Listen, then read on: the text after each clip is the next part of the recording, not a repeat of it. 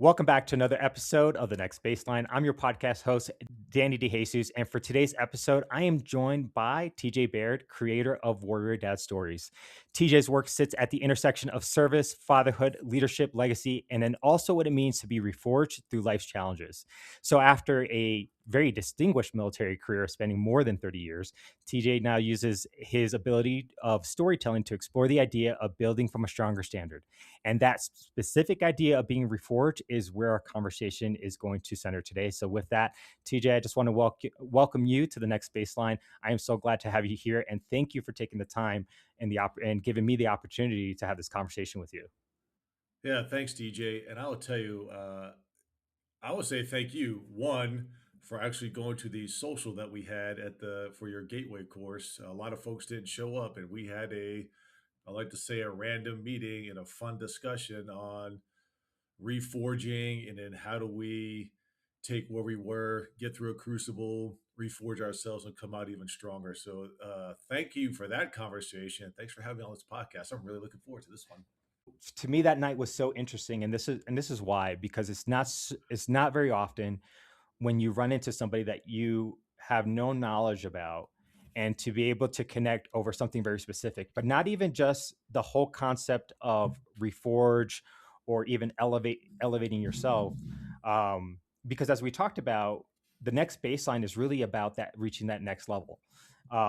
The framework that I have going from collapse to elevation is really about making yourself a little bit better along the way, but then also the fact that you have this brand Warrior Dad as well, and so also uh as a father connecting with their daughter. So that was the other piece too, that as I got to know you and as I got to see your work, as I got to listen to you in a separate different episode, in another podcast, those are the things that really stood out to me as those points of connection that I could say, wow, I need to have this guy on the next baseline to have a conversation, but really to give just a different perspective about similar concepts out to the viewership. Yeah, thanks a lot. And yeah, the other podcast was fun. It was a good time. And then again, that I think our connection was very easy, as in how we think about life, what we're trying to do in life, how we're trying to help others, and how we're trying to connect still with our families just over our both of our years of service, because hasn't been easy. A lot of sacrifices have been made, especially I like to say the sacrifices at the to the altar of duty. And for both of us, you currently, obviously, your continued military service, and now me as a retiree, and then how can I reconnect with my family, and especially my daughter, as she is fortunately right now only about 7 hours down the road, so it makes things a lot easier for me now to go and visit her. So it's been fantastic. Absolutely, and I'm sure that's going to be a great time. I have my youngest who I live about 10 minutes away from her mother, and then I have my oldest who because I'm in Colorado, and my oldest primarily lives with her mother out in the Maryland area. And so one of the things that I've had to constantly, I think, redo as a parent is just redefine what does parenting mean to me, especially as my kids get older. And so that's had its challenges. And so this is where I think, you know, what I think about in terms of change is that reforgement, especially from a parental perspective. So I'm really curious and interested to hear from you. How did you come up with the idea or build on the idea of what it means to be reforged? Like, what's the origin story behind it? How did you get it? How did you say, hey, this is what I want to talk about? Yeah, it's a very long story, but I like to say I'll give you the Reader's Digest version, right? Because it's a great little read there. Um, my daughter was 6 years old, so I want to say 2012. I came down the stairs, and there she was at the bottom of the stairs. You can imagine a 6 year old girl standing in front of her dad at the time, and just say, "Hey, Pop, you're too scary for me. I don't want to be here anymore. I want to go home." And so she was living with us over the summertime, and she lived with my ex-wife. And I literally dropped to my knees, tears coming out of my. I mean, it was a shock that that my young daughter would tell me I was too scary, because I didn't realize at the time. And that started me on my process, started me on the journey to get better, to get reforged. And it took decades. It took a long time, and it was a lot of fits and starts. And through her inspiration, my wife's inspiration, and the help of my friends and my family, I continued to seek help. Again, I would come off the bandwagon, I would get back on the bandwagon. And then last year, I spent 7 weeks at a traumatic brain injury clinic, going through a host of different things in person, or yeah, in person clinic, and then I started writing, and I started writing about my experiences, specifically at the TBI clinic at the James Haley Hospital down there in Tampa. And then I wrote actually what eventually turned out to be my award-winning poem. It's called Reforged, and it's a journey through PrEP, the post-employment rehabilitation evaluation program. And I like the idea of reforging because you're taking this bent piece of metal, a scrap of metal, a scrap, this ore, whatever it is. It could be something that's coming flaming right, coming right out of the heat as something brand new, or you're taking an old piece of metal, like I would say me, throwing it back into the fire, reheating it, reshaping it, and making it honed and better along the way. So for me, that's how I started. That's how I really kind of got into the reforging and what it really means to be reforged. And then Then I took that into my warrior dad story. So I'd already written a book, or I would say I'd written a collection of poems over about a 7-8 year period, and then decided to put them together as a collection and then to make it into a story. And so from again, I'm sitting in my room, very I wouldn't say very similar to this, but I was in my hospital room in Tampa. I thought, oh, would it be an interesting way to connect all the dots, connect these experiences? How do I share these experiences with others? And then I wrote an article about being reforged. I talk about it a lot now about being reforged, and the reforging process continues. It's not a one and done thing. You don't have to go through a traumatic event to be reforged, but I still go through the reforging process because there's always a new you, a new me, or whatever it is, and I'll never be that same person. Frankly, I don't know if I want to be the same person anymore. But it is really nice to get through the fire and come out honed, and I would say a better person for it. Now let me ask you this, because one of the things I talk about, and you said something very, you know, very keen here, and I want to peel the onion back on that, is being reforged is a constant process. The Mhm. process of transformation is a constant process. And so, and you mentioned that there, you got on the bandwagon and then you got off of it, and it's this lifelong process. So with that, my question for you is it really possible to even go back to being who you were? And what I mean by that is, if we're constantly changing, and if we're aware of reinvention, of transformation, in your case, you talk about being reforged. Is there any real way to, even if we get off the bandwagon, if you will, is there any real way to even go backwards and become the old person that we were? Is that even possible? Especially because we're always changing as people. And so, when I think about change and becoming a different person, I often think about, we can never go back to who we were yesterday. That person that we were yesterday is gone. He or she is dead, um, for a lack of a better way of putting it. And Yeah, the only thing I have is to look from today and forward. So, what's your perspective, on that? yeah, that's a really good question, and my brother and I talk about this quite a bit as well.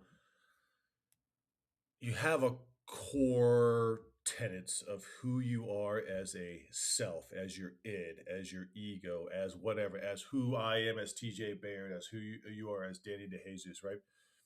You have that core with you, and so you have your intrinsic values, whatever you consider is for your self-worth. That's great because that is what you're taking as your starting point, your origin. And as you go through the reforging process, that's still going with you because those are the good things about you. Those are the things that make you who you are as an individual. You don't want to, I want to say you don't want to get rid of though everything. Keep the core tenets that make who you are as a good person and use those to anchor you. Like for me, number one for me is smile and the world smiles with. I have 4 life and leader principles. I've smiled all through my years as a kid, all up until now. But at some point along the way, I lost that smile. And so in the reforging process, I reforged myself to get that smile back, metaphorically, literally, and figuratively, to get my smile back. And then I have discipline, thought, word, and deed, be fit, mind, body, and spirit, and live life to its fullest. These are my four core tenets of who I am as an individual. So throughout the reforging process from then till now and into the future, those four things will continue with me through every step of my reforging process.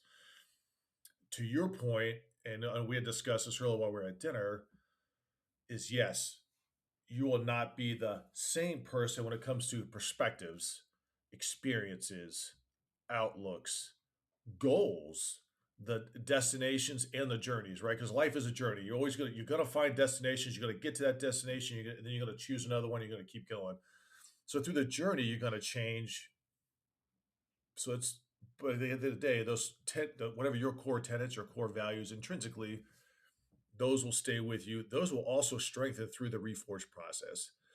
And you'll shape them and you'll have a better look at them, a different look at them, and you have a better way of explaining them to others as well. Say, hey, these for me specifically, these four things shaped my life when I was a young man.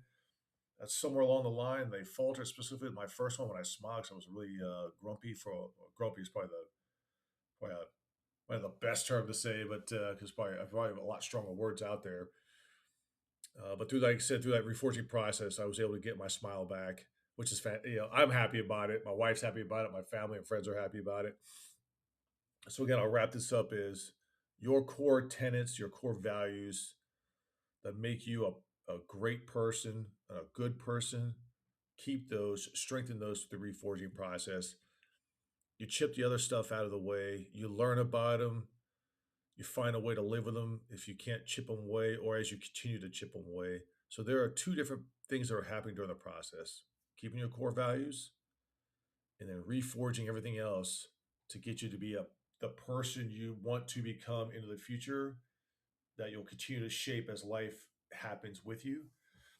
And then, like I said, for me, those four values, those core tenets will always be with me and help me shape what I want to be like, or who I want to be in the future.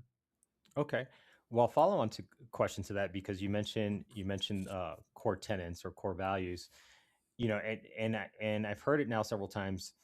You talk about process, and so there's a process to reforgement, a process to transformation. So, from your perspective and your experience, from the time, for example, your daughter said, "Dad, you're scary," and that decision, right? And that decision to say, "Hey, I'm going to go through this process of reforgement, this process of transformation."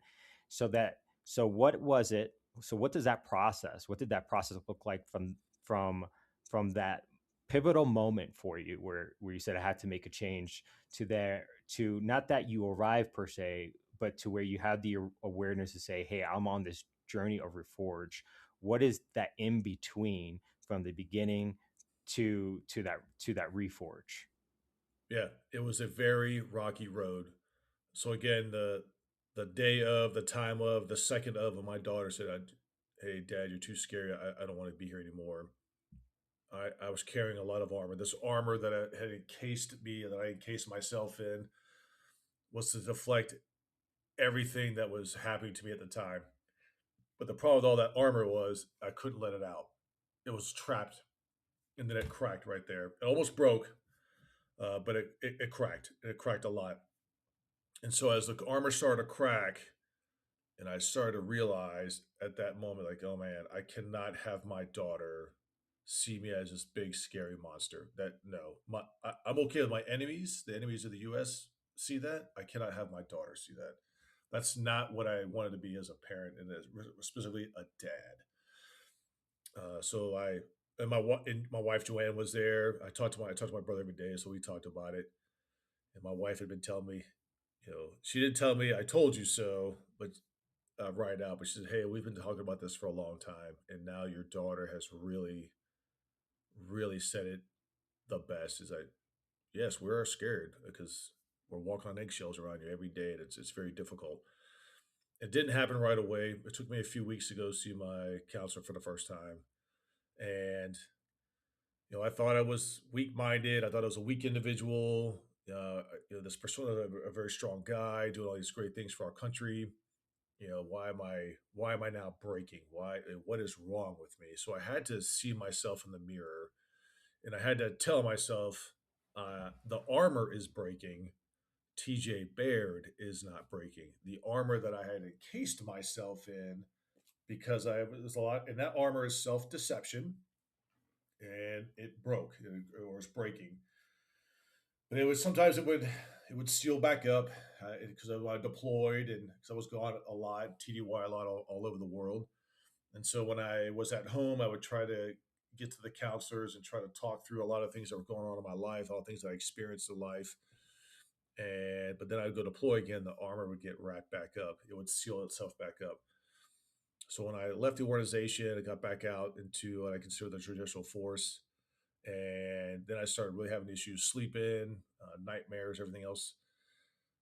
Then I started consistently see counselors more and more, talk about it more openly. That was the big one: is how do I talk about it openly? And that was came also in fits and starts in smaller groups of, like, I would say, my trusted friends and families and family circle. And I think one day someone asked me a question when I was a brigade sergeant major about what was going on in the world, because we were deployed and there were some significant events that were happening. And so I shared a story with them. And then a couple days later, I had folks come up and say, "Hey, that's the first time I ever heard a senior leader talk about their challenges that they faced, and it really helped them out." And I said, "Oh, well, maybe I could talk about it a little bit more." And so I started doing that.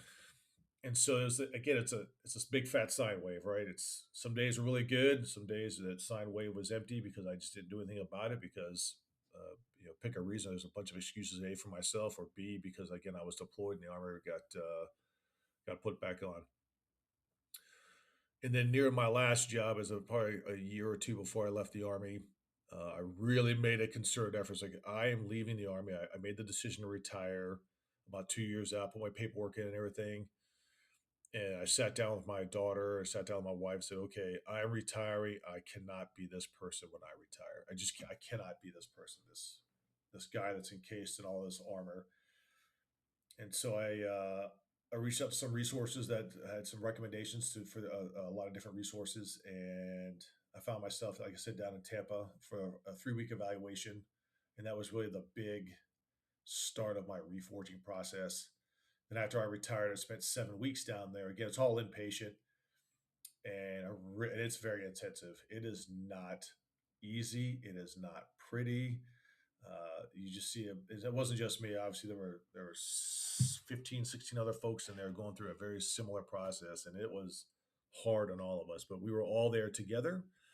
We were all there supporting each other, which was kind of nice. It's actually really nice. I still talk to a lot of my teammates, and through this mm, decade long process, decade plus process, I realized that, yeah, I can remove the armor. It's okay to have some armor on you, but it just has to be, I would say, flexible armor, right? Because things happen in life. You have to get through. You do have to persevere through life. You just can't go through life and take punches all the time and not be able to stand back up. So you have a little bit of armor on you, but you got to be able to take it off and keep moving forward at some point. And so last year, once I was done, I got home and I just felt much better. And I talk about it a lot, like a lot. And every time I talk about, like with you here today, with other folks in smaller circles or larger circles, whatever it is, it's a reminder for me as well. Do not stop. And we call it a process because it's a system, it's a process. I mean, for lack of a better word, you're right. It is a process to get from where we were to where we are today and where we want to go, but it's not a straight line. It's very orthogonal. It's all over the place. Okay, I'm going to go here. I'm going to go here. I'm going to do this. I'm going to do this. But each step of the way is going to help me. It's going to help you. It's going to help all of us to be better people, and frankly, to make our lives better for our friends and family. And that's what I think most people want to do. And through this process, I really learned the value of doing that. Yeah, and here's the thing, as you mentioned that, one of the things I think about is, you know, there's so many different components to life, you know, whether we have our careers, we have our relationships, right? We have our social lives. And the fact of the matter is, you know, we could be doing really, really well. We could be really thriving, for example, in our careers, especially I think as folks in the military. I think we're really good at that, but a lot of us too, especially, you know, if you go back to Operation Enduring Freedom, Operation Mm. Iraqi Freedom, some of the contingencies that's happened since then, out a lot of it out in the Middle East. um, you know, I think a lot of us as military members show up really, really well, you know, at the job. But the family, for example, is what's a lot of times starts to deteriorate, or starts to take, start starts to be put to the side just a little bit. And then there's other things, you know, that we encounter. You know, you were alluding to it in terms from a mental health perspective. So what I hear you talk about, TJ, is not just that reforging is not just a it's not only it is not just a linear process. It could be here, there, and everywhere. But also, you, reforge becoming reforged is not just a one part of life type of thing. It could be you need to reforge maybe in your career, maybe in how you show up as a parent, perhaps how you show up as a husband, perhaps how you show up in your day-to-day relationships, or just show up also in society as well. You know, you also pretty much talk about giving it a voice, being able to talk about it. And I think there's power to that. And I don't think, because holding things in is almost like keeping the poison in it, for a lack of a better way of putting it. But the moment you give it a name, the moment you give it a voice, I almost feel like you can then do something with it.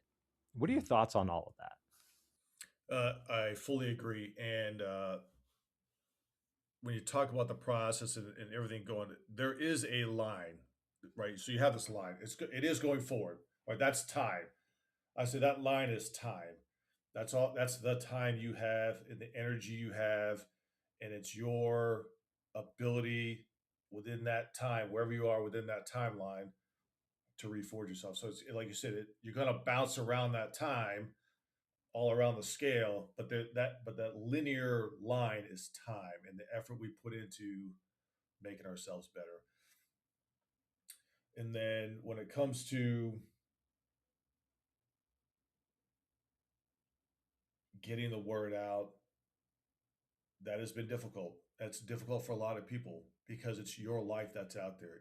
These are your experiences that we like to use the word vulnerable, and we can use it, and that's fine. But at the end of the day, it's your life, my life, someone's life that we're going to talk about. And I talk about my experiences because I lived them. You talk about your experiences because you lived them. Although we may have shared experiences, we may have gone through exactly the same experience, but it will always be from a different perspective. And so we go out there and we share our lives, our stories, and we put that out there for people to comment one way or another, to learn from it one way or another. And that's what makes it fun.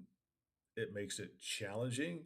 So, so for me, when I say live life to its fullest and smile, the world smiles with you, uh, those two come into effect, right? Because it's fun to get yourself out there. It's fun to learn about other people. It's fun to talk with other people. Share my experience and listen to their experiences. But again, it's also maybe distressing might be a little too harsh of a word, or maybe too strong a word, but uh, it is there, and you're like, oh my gosh, what do people think of me now, right? They see you, they see me, they see this persona that we put out in front of everybody, but now I'm talking about something that I very rarely used to never really talk to anybody about. And then you step back and wait for whatever feedback they give you. And like I said, sometimes it's good, sometimes it's bad. By bad feedback, I mean more like calling names, this, everything else. Oh, you're weak, you're this and that. And I will say for the audience here is anytime someone tells you that you're weak and denigrates the process that you're going through, you just tell them two words. You just tell them thank you. Thank you for doubting me. Thank you for letting me know your thoughts. Thank you for your negativity, because at the end of the day, I'm going to take your words and I'm going to strengthen myself, because I know that you have now made me more resolute and what I want to do in my reforging process. You can try to bring me down. You can try all these things that cut me off at the knees, but I'm going to continue to stand back up. I'm going to continue through this process of reforging, regardless of what you say. And then again, it goes back to every time I have this conversation with somebody, it's a continued reminder for me, and hopefully it'll be a continued reminder for others or an inspiration for others to share your story. And it could be just an easy story. It could be a very complicated story. It's whatever you're comfortable with to get out there and just share experiences. Because at the end of the day, stories connect people. That's it. The written word has not been around that long. And we think it's been around that long time. But realistically, I mean, I just read a great book called Why Q Needs You. That's the letter U. The written alphabet from time, I would say memorial, but from in the way back till today hasn't been around that long. But stories have. Word of mouth stories have been with us ever since we were able to grunt and make funny noises and pantomime and whatever else we were able to do. And so through those stories, those those last. And those have a greater impact when you're able to get those out to other people and to listen to other people too. Because again, I think that for me, that's probably the most fun is listen to someone else's story and go, man, that's amazing. I mean, maybe I'll try that next time to if I'm in that situation or whatever it is, right? So again, the sharing of the stories it's been tough. I'm getting more and more comfortable with it, and I always encourage others to do the same. Get out there and share your story. Well, speaking of sharing stories, so I know you have a book, maybe have a couple books out there. So I would be remiss if we did not quickly talk about your book here. Oh my goodness. Um, so, you know, my understanding is you wrote that for your daughter, and I think that's a powerful I did. thing. You know, you talk about stories, you talk about vulnerability, you talk about putting your story out there. TJ, there's no, I think putting it in a book is really the ultimate sharing with the world your story, especially as it's written and the time that you take to have done that. There's a lot of delicacy in that. So can you talk? Can you quickly talk about your book? About your book, what it's about? How did you get to writing that book, and then also where they can find you, and your work? Yeah. So I have him with me. This is Cool Bear.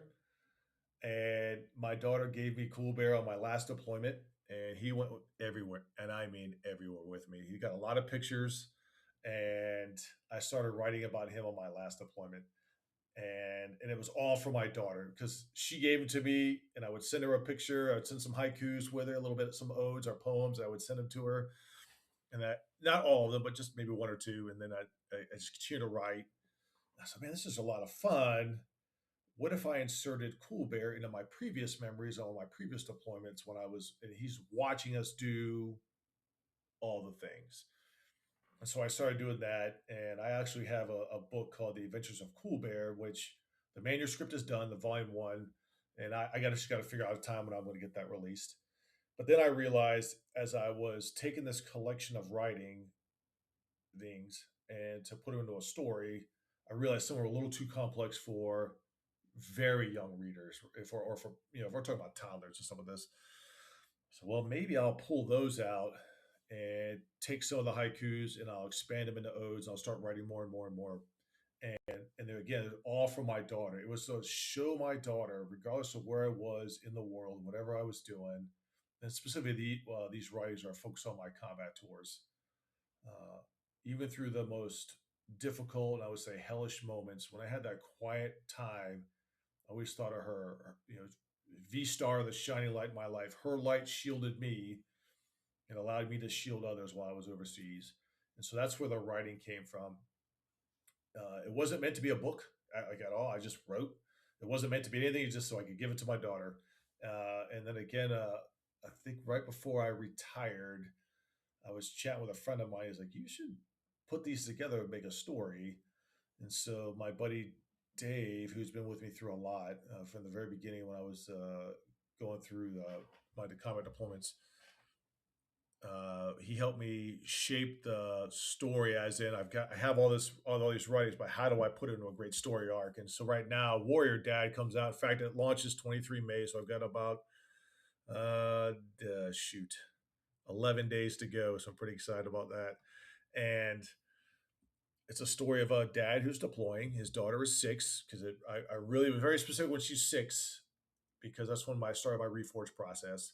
And you see him deployed, thinking about her, talking to her. Hey, I hope she's doing this. Maybe will she, if she crosses a river, will she think about all the times that I said I love you, all the times I remember you, all the times that, all the things that we had sacrificed, especially time, to ensure you have a better life.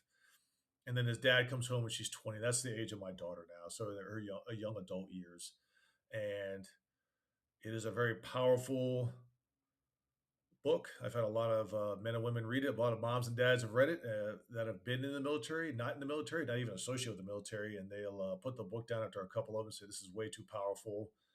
It's a really good reading. It's going to be great for my children, but I can only read a few at a time. I said, "Well, it's good or bad?" They're like, "No, it's really good. It's just it's very emotional."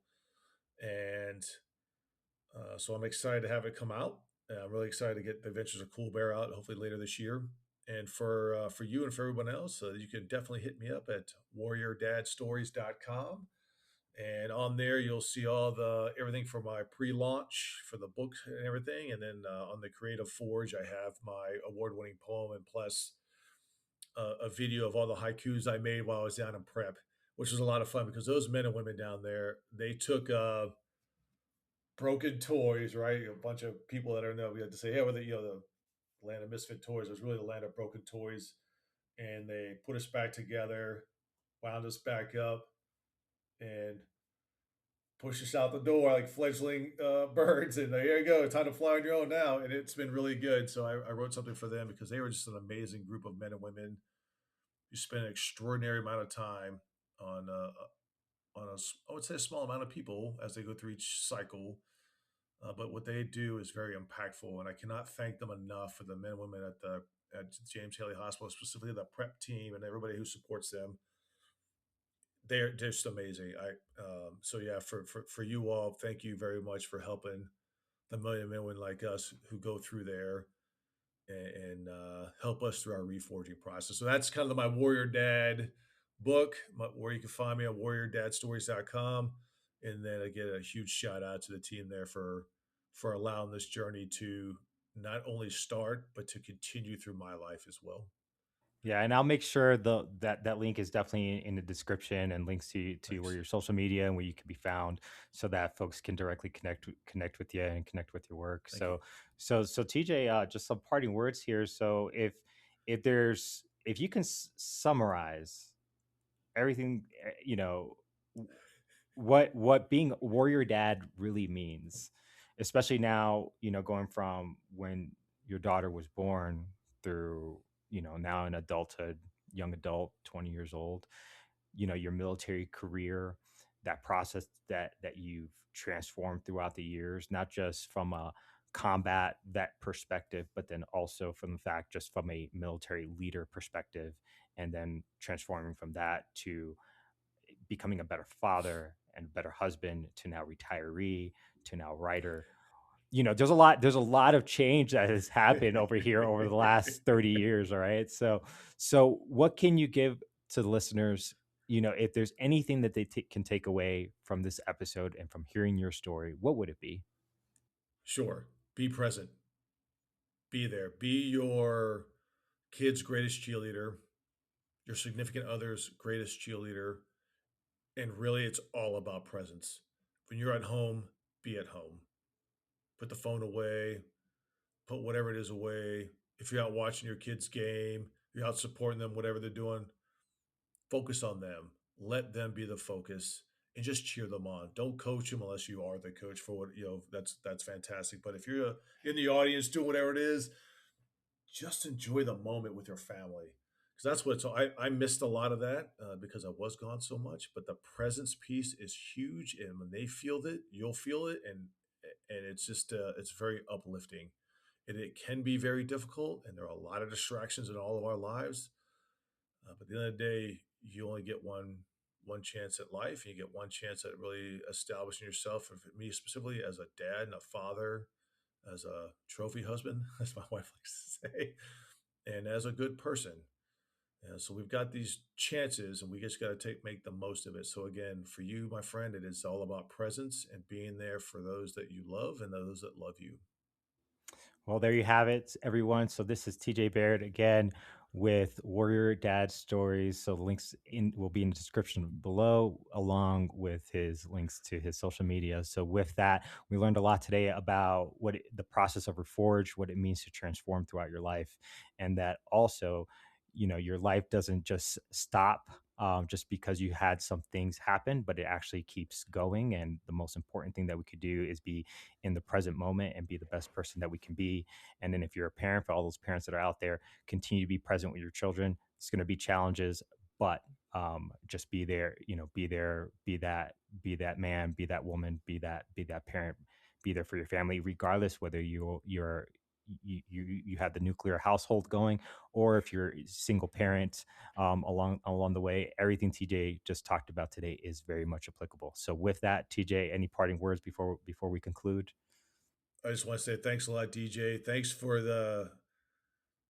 sitting down and chatting with me, not only today, but at the dinner. It was amazing. Just listening to your story as well. So keep getting the word out. I think that's your platform here is fantastic.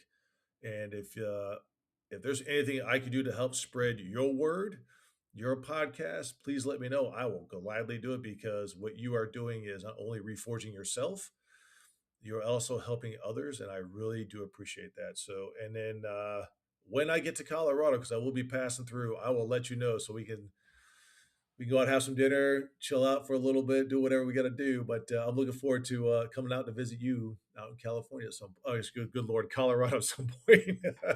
Oh man, no, that would be great. So I would definitely look forward to that.